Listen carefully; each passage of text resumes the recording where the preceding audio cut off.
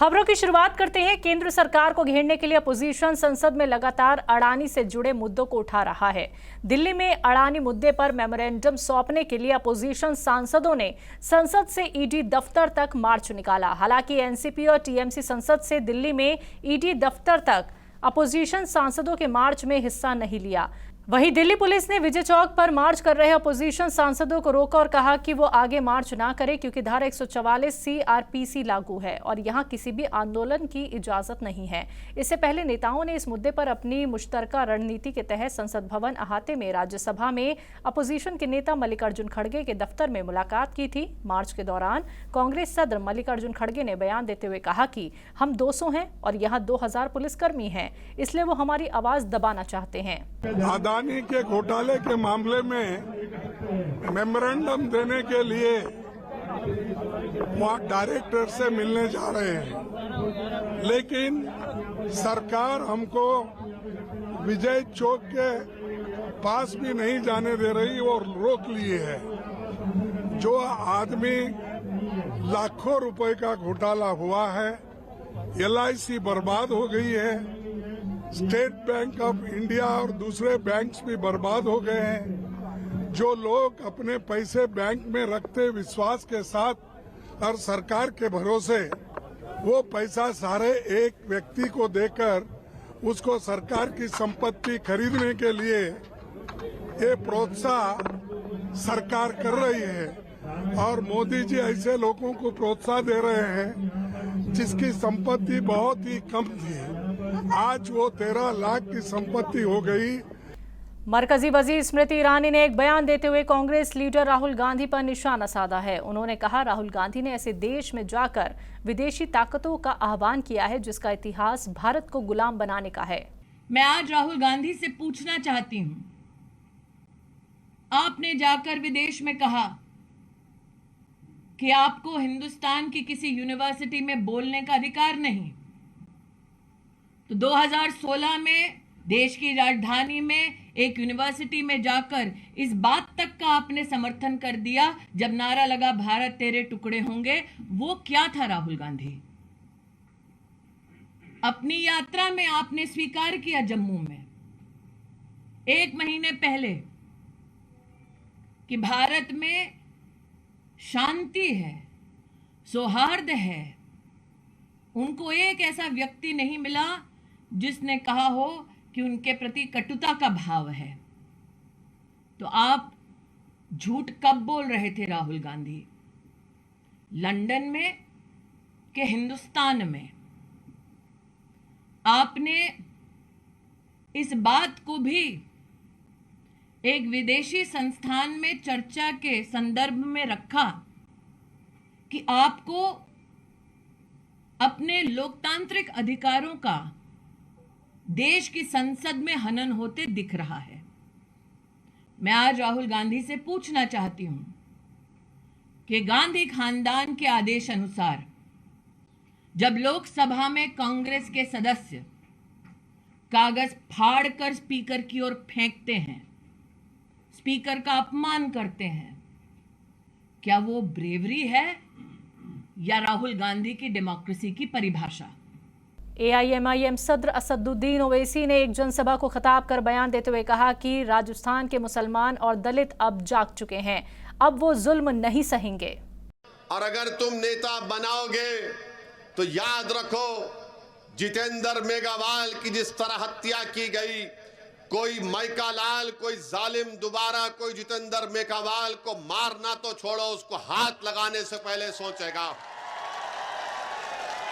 अगर राजस्थान के मुसलमान अपना नेता बनाएंगे तो आप और हम इंशाअल्लाह ताला, जिस तरह आपकी हमारी आंखों ने जुनैद और नसीर की हत्या को देखा, हम उस हत्या को नहीं देखेंगे, उस पर रोक लग जाएगा। क्योंकि मारने वालों को, जुल्म करने वालों को मालूम हो जाएगा कि मुसलमान राजस्थान का, दलित राजस्थान का जाग चुका है। वो अब तुम्हारे जुल्म को सहने वाला नहीं है, वो कि तुम्हारी बात से डरने वाला नहीं है, वो तुम्हारे झूठे वादों पर एतमाद नहीं करेगा। बल्कि वो अपने मुकद्दर के फैसले करेगा।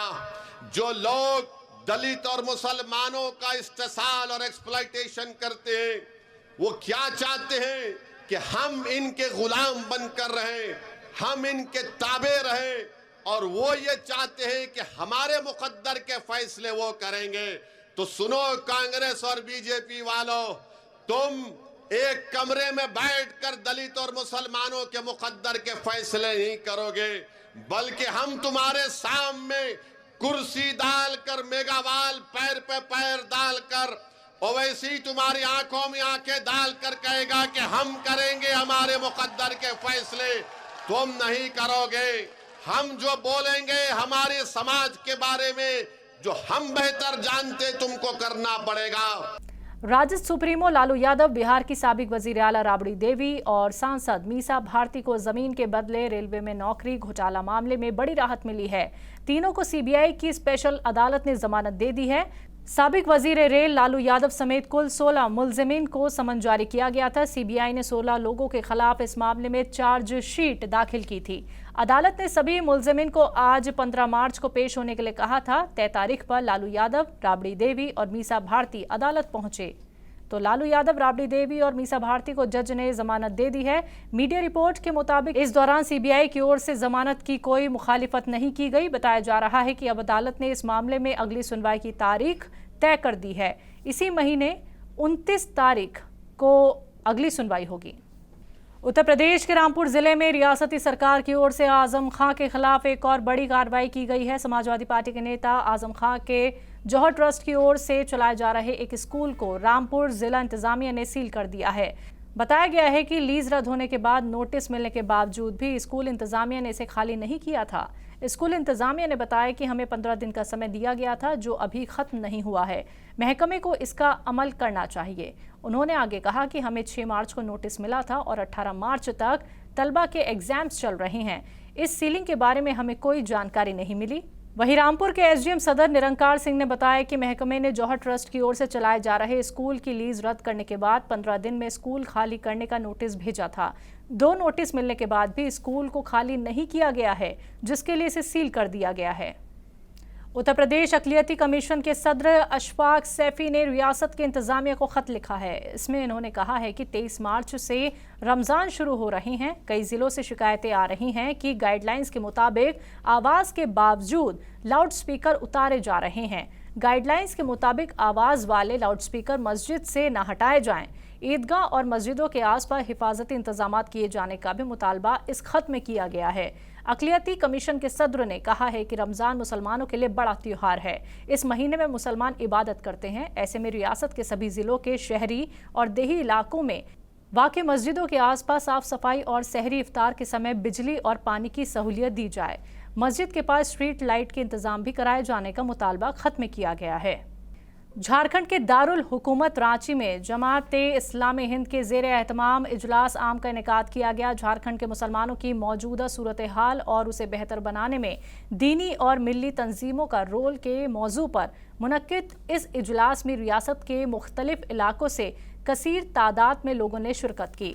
Indian institute of Islamic studies and research नई दिल्ली के चेयरमैन डॉक्टर हसन रजा की सदारत में मुनक्किद इस इजलास में मुकर्रीन ने आपसी इत्तेहाद पर जोर देते हुए लोगों से माशरे को तालीम याफ्ता बनाने और बुराई से पाक करने के लिए कदम उठाने की नसीहत की। झारखंड बनने के बाद हम लोग को अंदाज़ा ये था कि जिस तरह यहाँ मुसलमानों ने कम्युनल फ्री स्टेट बनाने में ट्राइबल पॉलिटिक्स के साथ ताउन किया तो यहाँ के हालात बदलेंगे, लेकिन उसके बावजूद हालात नहीं बदल रहे हैं। यानी उर्दू सेकंड लैंग्वेज है, बिहार का मॉडल मौजूद है, अभी तक कुछ नहीं हुआ है। मदरसा का वही हाल है, एजुकेशन का वही हाल है। तो मुसलमानों के मसाइल जो हैं यहाँ और गंभीर होते चले जा रहे हैं। मुसलमानों में भी सही अवेयरनेस नहीं है। तो जमात इस्लामी ये चाहती है कि झारखंड की तामीर में, तरक्की में लोगों के अंदर हालात नए सियासी शऊर पैदा किया जाए और यहाँ के right thing democratic forces, secular forces, Hindu, मुसलमान, आदिवासी, ट्राइबल ये मिल करके झारखंड की तामीर में नया रोल अदा करें और मुसलमान भी अपनी एजुकेशन को एक मैसेज तो ये भी दिया गया, खुदा ने आज तक उस कौम की हालत नहीं बदली हुआ हो जिसको खुद ना अपनी हालत को मुसलमान बदलने की कोशिश करें और मशवरे और इज्तिमाइयत के साथ काम करें। तो मुसलमानों के पार्ट से जो कमज़ोरी है, सचर कमेटी रिपोर्ट के बाद जो चीज़ें आई हैं उसका जायज़ा लेके अफर्मेटिव एक्शन जो गवर्नमेंट का वो इफ़ेक्टिव कैसे हो, खुद कम्युनिटी इनिशिएटिव में कैसे कंटिन्यूटी रखी जाए, तो ये सारे मसाइल हैं जिस पर असर गौर करने की ज़रूरत है।